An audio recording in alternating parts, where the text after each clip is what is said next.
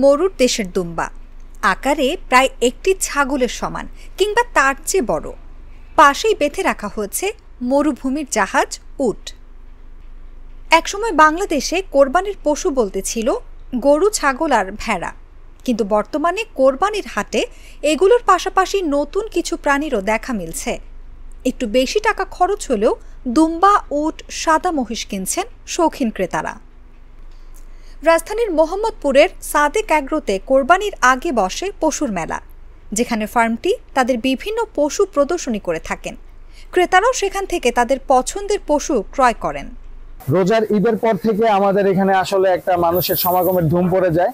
মোটামুটি আপনার প্রতিদিনই এখানে অনেক মানুষ আসে ঘুরতে, পরিবার পরিজন নিয়ে এবং বাচ্চা কাচ্চাদের নিয়ে। কারণ আসলে এইরকম ভাবে এক জায়গায় এক ছাদের নিচে এত গরু দেখা মুশকিল হয়ে যায়, এবং এত বড় বড় গরু।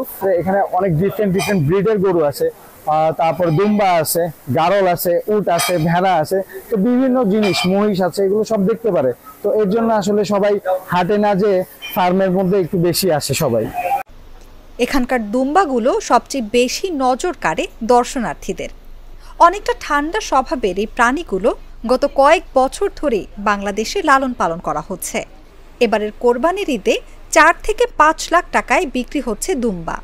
আমাদের এখানে কিছু আগের ইম্পোর্টেড দুম্বা আছে, তারপরে আমাদের ওই দুম্বাগুলো থেকে আমরা আসলে ব্রিডিং করি, এবং বাংলাদেশেও এখন দুম্বার খামার হয়েছে। তো আসলে সবাই মূলত ব্রিডিং করতেছে।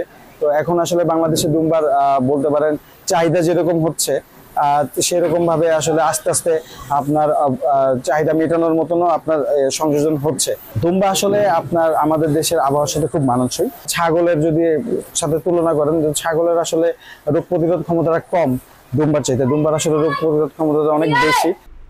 শুধু দুম্বাই নয়, এবারের কোরবানির জন্য কয়েকটি উটও প্রস্তুত করেছে ফার্মটি।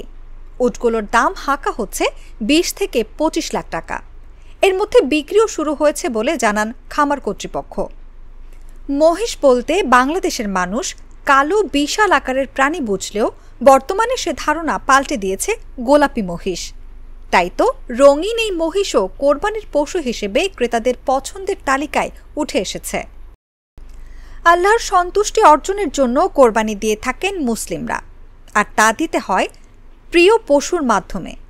তাই তো সবাই চেষ্টা করে সবচেয়ে সুন্দর প্রাণী দিয়ে কোরবানি দেয়ার।